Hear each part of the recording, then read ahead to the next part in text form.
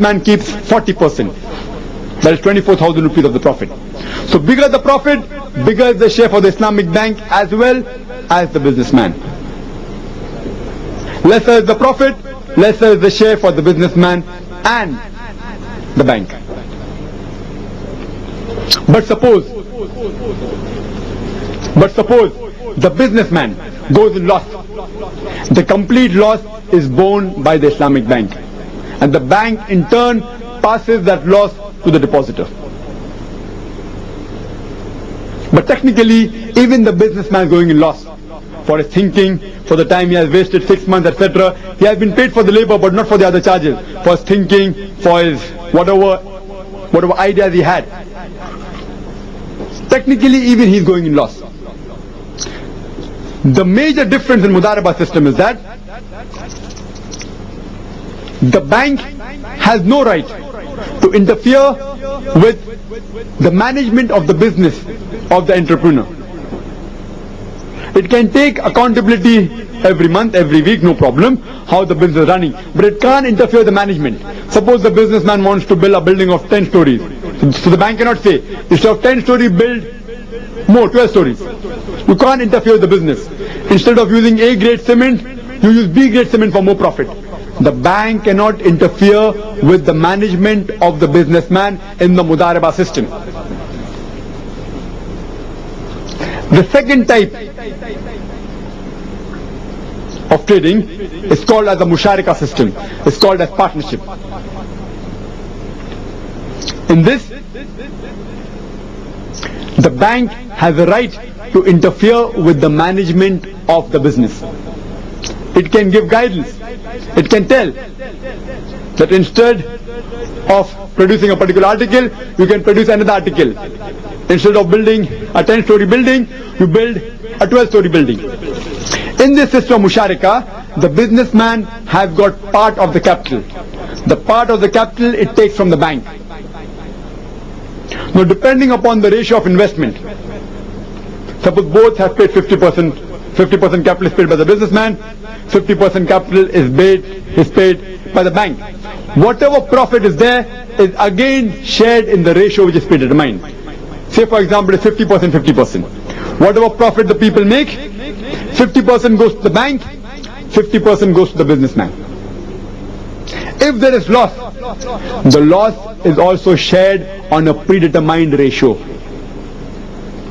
In the Mudaraba system, the loss is completely borne by the bank. In the Musharika system, the loss is shared on a predetermined ratio. Though the ratio is different from the sharing of profit. Suppose the sharing of profit is 50% by the bank, 50% by the businessman. The sharing of loss is at a different ratio. The bank bears more loss. For example, the bank, if the business goes in loss, the bank will share 60% of the loss and the businessman will share 40% of the loss. This is the Musharika system. The third type is the Murhaba. In the Murhaba system, suppose you want to purchase a particular machinery from Japan. The machinery costs 1 lakh rupees. In the modern bank, you open an LC, a letter of credit, or a TR, it's called trust receipt, and you put the money in the bank, and the bank buys the machinery from Japan, the modern bank, and whatever time it takes for the transaction, it charges a fixed interest on that. In the Islamic bank, you put the amount in the Islamic bank. The businessman, since he does not want to go to Japan to buy the machinery, he tells the Islamic bank, you buy the machinery for me, on my behalf. So you put that money as wakala in the bank, 1 lakh rupees, or whatever the amount is, you put, and the Islamic bank buys the machinery on behalf of the businessman. And the Islamic bank, when it gets the machinery, it has a right to charge a profit, a commission or service charge, whatever you call it. Say the Islamic bank says that we buy the machinery for 1 lakh rupees from Japan, when we give it to you in Bombay, we want 3,000 rupees profit, or 3,000 rupees commission, or 3,000 rupees service charge. Islam gives permission. It's called, in the Islamic terminology, as ujara. It's allowed in Islam. Profit is allowed. But this profit can be negotiable.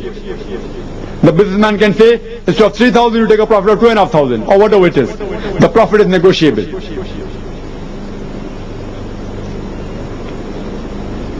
Suppose you have part of the finance, or you don't have finance at all for purchasing that particular machinery.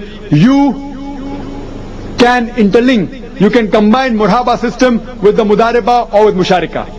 For example, you have part of the money, or you have no finance at all, so you don't have 1 lakh at all. You tell the Islamic bank, I want to purchase that money, I want to purchase that machinery for 1 lakh rupees, and after it comes to Bombay, I will make a profit of say 20,000 rupees on that machinery.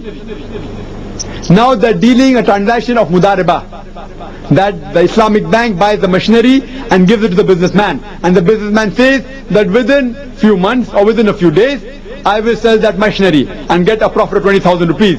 That profit is shared between the bank and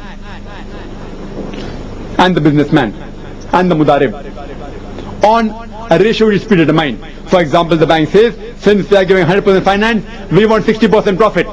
The 20% profit goes to the businessman since he is not putting a single pie.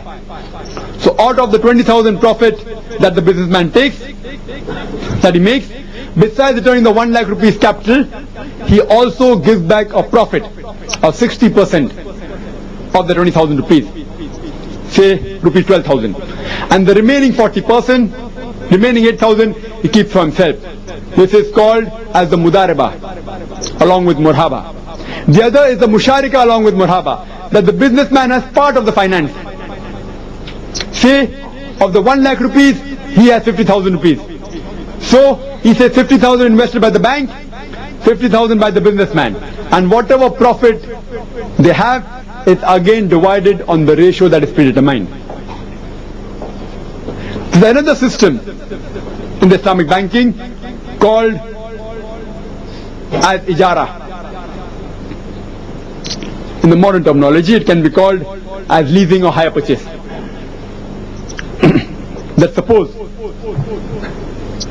you don't want to buy that machinery or vehicle. Suppose there's a car you want for 2 lakh rupees. You don't want to buy it, you just want to rent it. So the Islamic bank says, we are willing to rent this vehicle, rent the Maruti car which costs about 2 lakh rupees to you. And the rent is based on the lifespan of that vehicle. Say suppose Maruti van or Maruti car can last for 5 years. And the Islamic bank says, I want a profit of 1 lakh rupees. So the cost price of the car, 2 lakh rupees, is added with the profit they want 1 lakh rupees, 3 lakh. It's going, the car will run for 5 years, that's 60 months. So the 3 lakh rupees amount, the cost plus the profit is divided equally between 60 months. It comes to 5,000 rupees. So you rent that Maruti car to that businessman for 5,000 rupees per month. That businessman is not interested in buying the car.